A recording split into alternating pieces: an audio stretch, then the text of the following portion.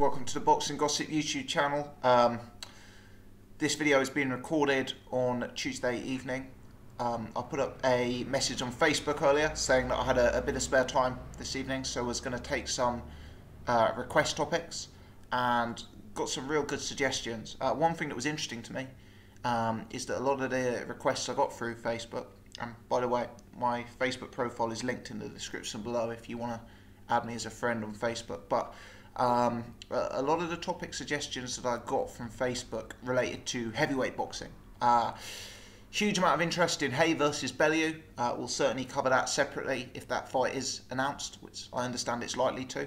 Huge amount of interest in Wilder Ortiz. I have actually already done a video on Wilder Ortiz, so please check that out. Huge amount of interest in Daniel Dubois. But I've actually chose two topics to do videos on this evening. I'm afraid limited amount of time, so I can't do all of them just yet, I'm afraid. The second topic, which I'm going to record in a separate video, is Billy Joe Saunders versus Amir Khan, which was suggested by Billy Joe Saunders following on from his recent win over Willie Monroe Jr. And in this video, we're going to talk about the subject of scoring in boxing, involving the 118-110 card that Adelaide Bird turned in favour of Canelo Alvarez. And we're also going to talk about boxing scoring more generally. It did occur to me that I'd done two videos on the Canelo GGG fight, and certainly in the second one I said I wanted to put that 118-110 card to the side for discussion on another day. I think it's a very relevant discussion point, but I wanted to focus on what actually happened in the fight in that video. So I thought it may be good to do something separate to talk about scoring in boxing and how subjective it is, and also have a look at that scorecard and potentially break the back of that topic in a bit more detail. Now I would warn, this is not going to be a classic video that I do. It's not going to necessarily be 10 minutes long.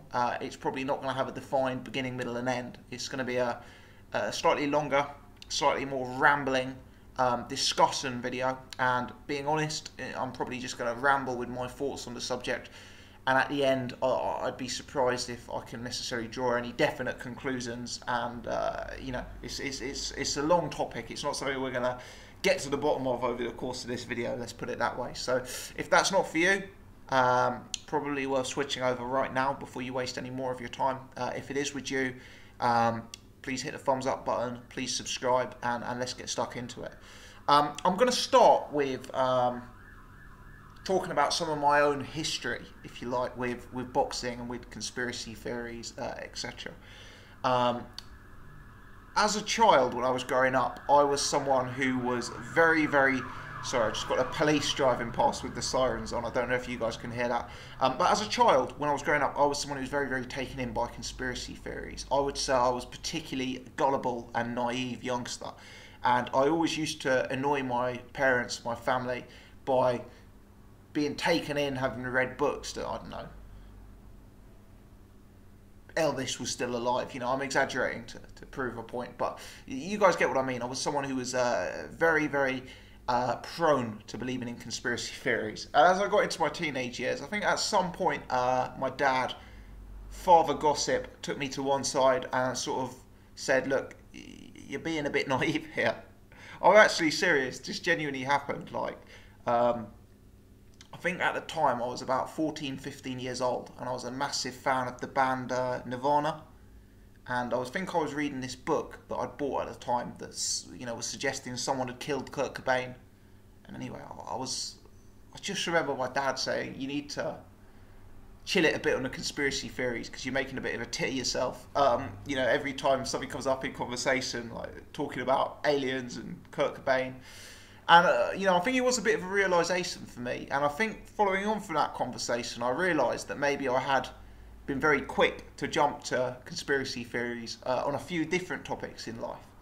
And I actually perhaps went the other way and became very, very sceptical and, kind of believed the traditional line for many, many years. So I'll give you another example. When I went to college, we always had a free period. This is probably when I was about 18, 19. And there was a bookies next to my college. And I always used to go with my mates for an hour and just sit in the bookies just because we were bored and we might have a few quid on a horse or something, whatever it was. And it always used to amaze me. You'd see the same people in there every day. They'd put the same bets on, you know, and their horse would inevitably lose. And then they would say, it's fixed. It's fixed. And, you know, you'd see these same people in there every day. They'd pick the wrong horse every time. They'd complain every single time that the race was fixed. And then they'd be back in the next day making the same mistakes, you know. And it kind of made me almost feel that certain conspiracy theories are a bit ridiculous. You know, there's 10 horses in a race, you've chose horse number 7, it hasn't won. But instead of, you know, analysing whether you made the wrong decision, or instead of analysing why horse 3 was better than horse 7, you've decided that the race was fixed. It almost struck me as an easy way out. In boxing, you constantly hear about, oh, fights being fixed, that sort of thing. And you know, I kind of traditionally have had the same opinion. Oh, you're saying the fight was fixed because you don't like the result. I've made videos in the past and I've had comments like, you are an idiot to debate this video. The fight was obviously fixed. You know, and sometimes when someone comes out with a comment like that, to me it means that they don't actually want to debate what happened in the ring. It means they don't have the awareness, the appetite, the intellect to discuss what their fighter did in the ring, what their fighter did right, what their fighter did wrong. You know, sometimes it's a very, very easy way out to say something was fixed. Oh, you chose the wrong horse, you lost your life savings on it, it was fixed. It's not your fault, you know. So I guess what I'm saying is I was someone who went from being quite prone to conspiracy theories to someone who had a bit of a realisation and kind of was less inclined to believe conspiracy theories whatsoever. What's been interesting is in recent years it's become clear that whilst fixing may or may not be common in sport, there is at least some fixing that has gone on. Now, I won't ramble on for this in too much detail, but you guys will be aware of certain controversies that have arose within horse racing, where it's become clear that certain jockeys have bet on themselves to lose in races, for examples. You know, this is something that's widely available in the public arena. A lot of you will be aware of some of the scandals related to performance-enhancing drugs in boxing, and how certain sports, such as cycling, athletics, boxing, mixed martial arts, have been massively affected by these scandals. You know, 5 or 6 years ago, if someone had said to me, oh, why do you watch boxing? They're all on drugs anyway, I'd probably just sort of snigger. But maybe there's some truth in that. You know, maybe whilst we don't want to be conspiracy theorists who believe in every sort of corruption that someone alleges, maybe people like myself do need to be a bit more aware that not all the time, but sometimes, there is legitimate cause to have a conspiracy theory and, you know, legitimate cause to question corruption. So, as I said, this is going to be a long rambling piece without a defined purpose, but I guess I'm just trying to give you, before I give you my perspective on a topic, I kind of want to give you an impression of where I'm coming from, what my history is related to the topic. So, as I say, wildly gullible, naive child who believed every conspiracy theory under the sun, very sceptical late teens who kind of had no time for any conspiracy theories whatsoever. Now someone who's probably more on the sceptical side still, but kind of does acknowledge that, you know, sometimes things that shouldn't happen do go on, especially in the arena of sport. You know, jockeys have fixed races. You know, performance-enhancing drugs are rife and have been covered up to an extent. You know, so I'm kind of in the middle, and that's the impression I'm looking to give. Now, scoring in boxing is a very controversial topic, and one of the reasons behind it is because it is an extremely subjective issue, where two highly educated boxing fans who have followed the sport for years can look at a fight and see things different ways. If someone sees the fight differently to you, in my opinion, you should not consider that person an idiot. If you look at a fight and have fighter 1 as a clear winner and someone else looks at a fight and is fighter 2 a clear winner, there is a possibility that neither of you are idiots. There is a possibility that both of you know boxing, and there is also a possibility that neither of you are in any way corrupt or bribed. There is an element of subjectivity to boxing. Would I like to get rid of that subjectivity? Actually, no, I wouldn't. And do I think we will ever get rid of that subjectivity? No, I don't think we will. Because I think if you moved away from that system, what you would have is like an old school amateur boxing system where, oh, fighter number 1 has landed a jab, that's a point. Oh, fighter number 2 has landed a hook, that's a point. Boxing is not going to work like that on a professional level. It's going to take too much of the appeal out of the sport. And, you know, I think that element of subjectivity will inevitably remain. You do get times where subjective scoring is acceptable. What someone's definition of being acceptable is will vary from person to person. For my money, scoring Canelo Alvarez versus Golovkin as a draw is acceptable. Scoring Golovkin the fight by 1 round is acceptable. Scoring Golovkin the fight by 2 rounds is potentially acceptable. Scoring the fight to Canelo by a round is potentially acceptable. I recognise all 4 of those results as being potentially acceptable because I think I give that much of a range in the subjectivity. However, we have to also acknowledge that there are results that are unacceptable, and saying scoring is subjective is simply not good enough. So, for example, if you scored, like Adelaide Bird, 10 rounds of that fight to Canelo,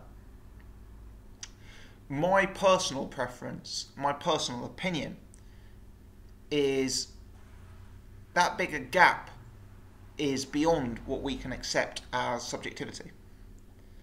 Likewise, if you scored all the rounds to Golovkin, I would also say that that scorecard is beyond the realms of subjectivity.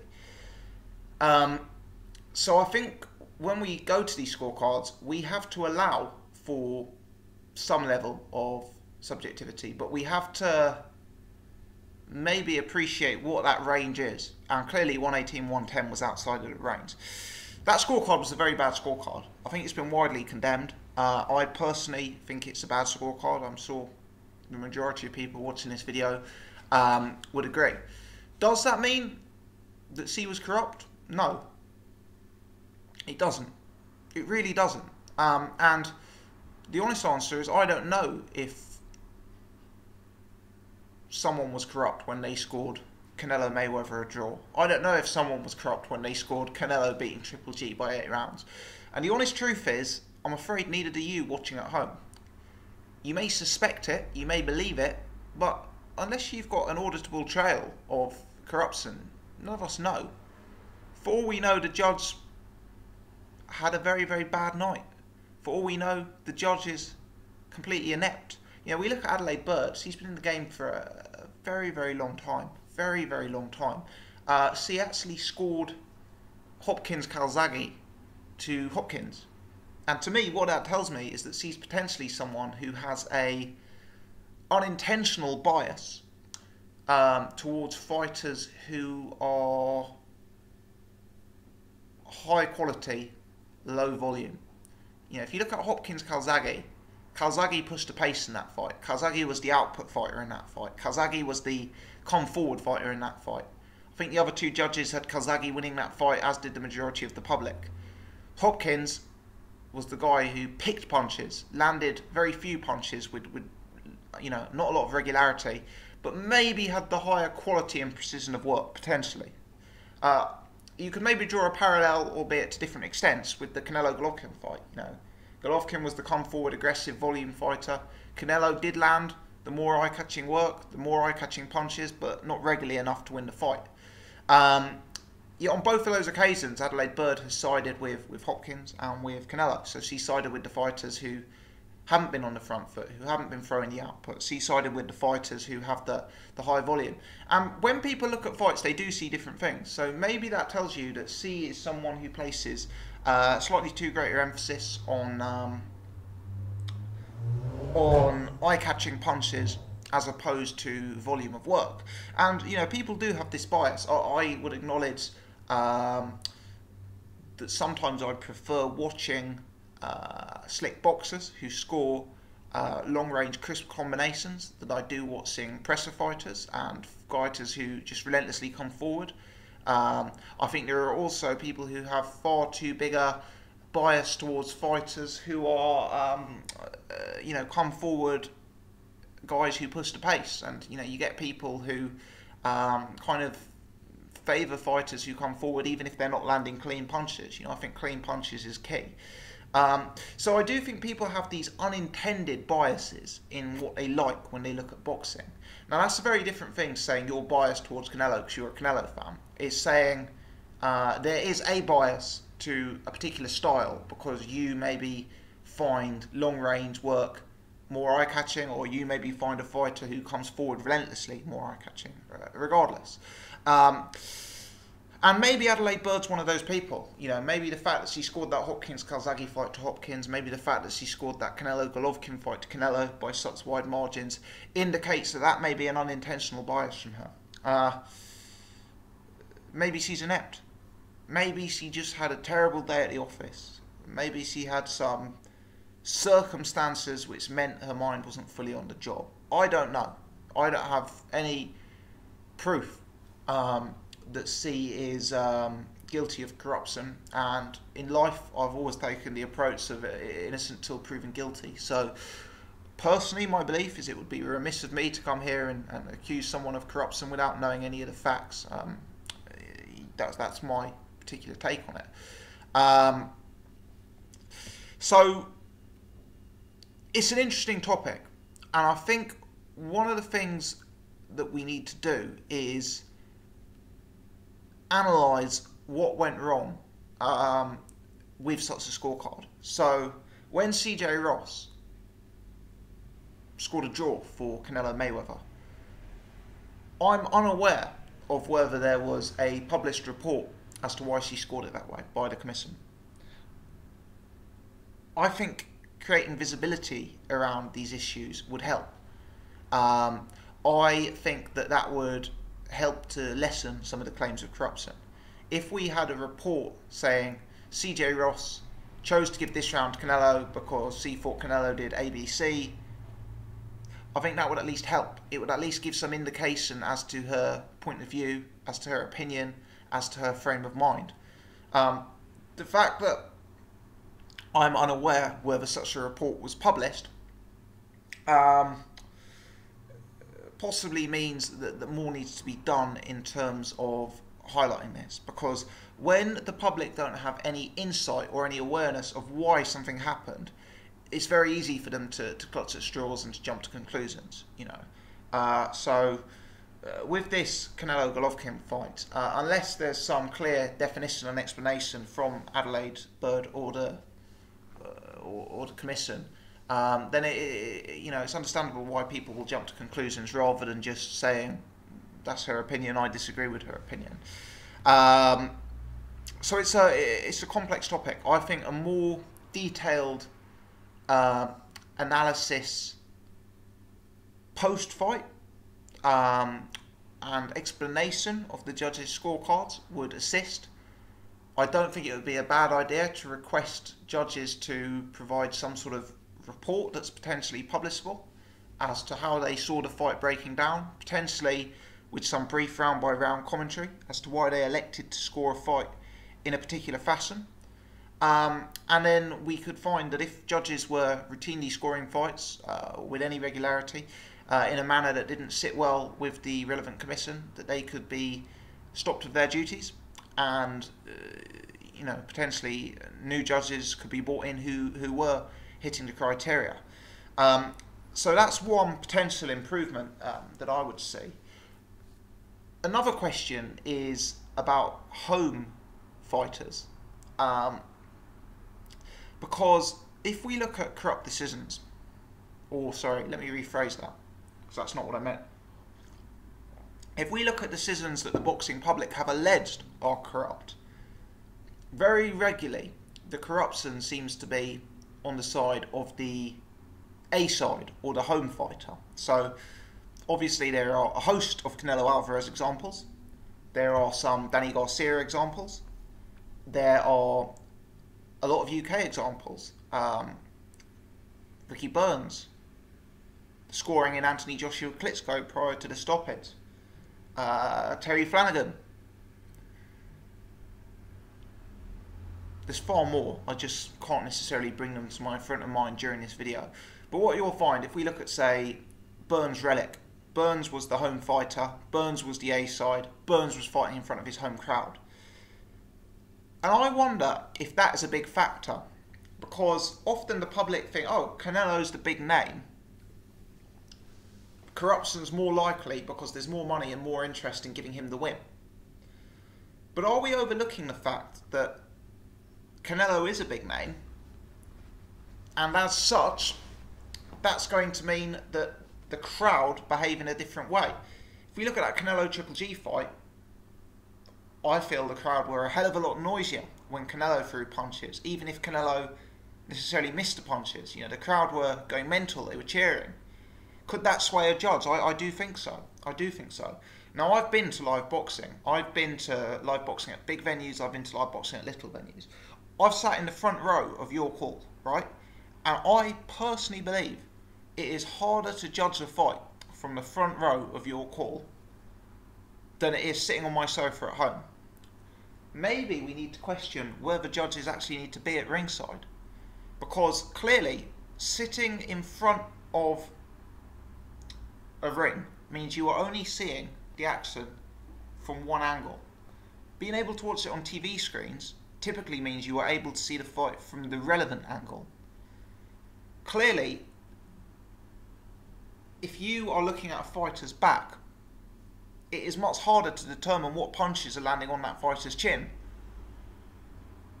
Having someone monitor a fight via TV negates that problem.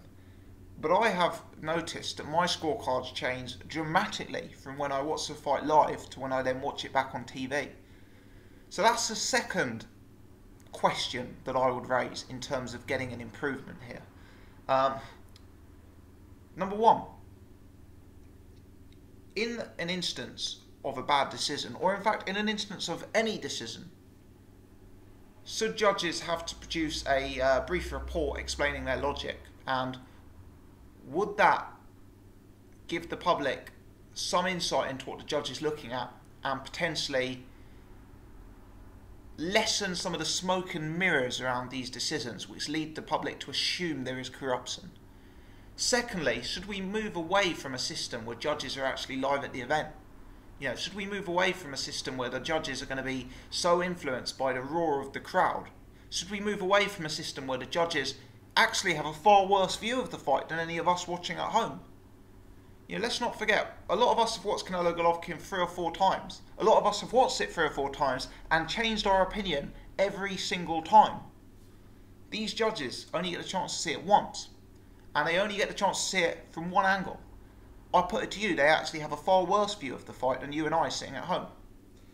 So is that something that needs to be looked at? Is that a quick win? You know, if we had judges able to see the fight in TV clarity without being influenced by the crowd, and they produce auditable, publishable reports as to their logic, does that create a lot more visibility? And does that create, you know, the opportunity to get fairer scoring and more understandable results straight away? I suggest it does. I see those as quick wins. I see those as ideas that wouldn't necessarily be difficult to implement. I feel that a lot of the time when corruption is alleged in favour of the home fighter or in favour of the A side, it's probably because of influences such as the crowd, you know, going mental when Canelo lands a punch, you know, or going mental when Anthony Joshua lands a punch. There is subjectivity in sport in general, but in boxing it's going to be a greater subjectivity. If you look at football, and for guys tuning in from the US, I'm talking about soccer, the UK version, it's very, very easy to get a fair score because, and I understand soccer's had its own problems over the years with regard to fixing, but, you know, at the end of the day, if Team 1 scores 3 goals and Team 2 scores 1 goal, it's quite easy who the winner is. In boxing, due to the very nature of the sport, the fact that it's judged on a 10-point must system, round by round, over the course of potentially 12 rounds, you do create a more complex scoring system. And because of the 4 criteria that we score fights on and all of that stuff, you know, there is some subjectivity on how you see a fight. You know, what amazes me is people will say to me after a fight, just look at the CompuBox numbers. But CompuBox numbers don't necessarily tell the full story. Just because someone throws more punches, and I'm not talking about Golovkin Canelo here, I'm talking generally, but it is very possible to throw more punches and lose a fight. You know, look at Nathan Cleverly Bramer. I joke about that fight because I'm a huge Cleverly fan. Cleverly was throwing 100 punches around. Bramer was clearly getting the better of him.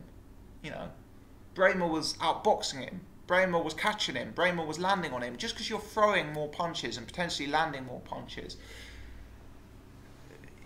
there's more subjectivity in it than that. You know, in boxing, it's a complex sport. It's a complex art, and some subjectivity exists. And I think as boxing fans, we do need to allow for some level of a range in acceptable scoring. Having watched the fight back 3 times, I now scored a fight 7 rounds to 5 in terms of Golovkin. But I would acknowledge that you haven't scored it wrong if you have it 6-6. I wouldn't say you've scored it wrong if you have it 8-4 to Golovkin. I actually wouldn't say you have necessarily scored it wrong if you have it 7-5 to Canelo. I think we have to be reasonable. I think we have to accept